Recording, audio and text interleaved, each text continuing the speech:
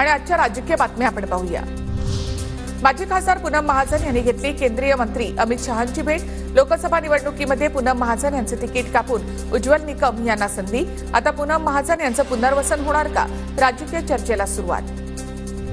अजित पवारांनी काल रात्री घेतली अमित शहांची भेट। विधानसभेच्या जागा वाटपावर दोघांमध्ये चर्चा, सूत्रांची माहिती।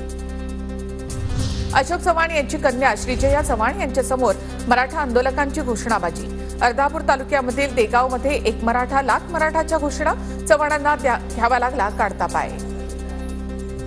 बांगलादेशच्या सीमेवर कांद्याचे ट्रक अडकल्यामुळे राजू शेट्टींचं मोदींना पत्र। कांद्याचे प्रश्न तात्काळ सोडवण्याची शेट्टींची मोदींकडे मागणी। मुख्यमंत्री शिंदेंचा परराष्ट्र मंत्रालयाशी संपर्क। बांगलादेशमध्ये अडकलेल्या राज्यातील विद्यार्थ्यांच्या परतीसाठी संपर्क साधला।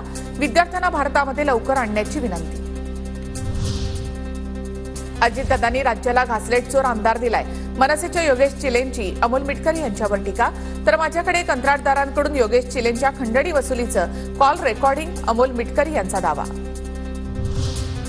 अमरावतीमध्ये शिवसेना नेते आनंदराव अडसूळ समर्थकांचं राणांच्या विरोधामध्ये आंदोलन। रवी राणांनी अपशब्द वापरून अडसूळ यांची प्रतिमा मलिन केल्याचा आरोप। निवडणूक आयोगाकडून राज्यसभा निवडणुकांची तारीख जाहीर। उदयनराजे भोसले आणि पियुष गोयल यांच्या राज्यसभा जागेवर निवडणूक होणार। 3 सप्टेंबरला मतदान आणि मतमोजणी। नांदेडमध्ये अमिता चव्हाण श्रीजया चव्हाण यांच्यासमोर मराठा आंदोलकांची घोषणाबाजी। एक मराठा लाख मराठाच्या घोषणाबाजीनंतर अमिता चव्हाण श्रीजया चव्हाण यांचा गावातून काढता पाय।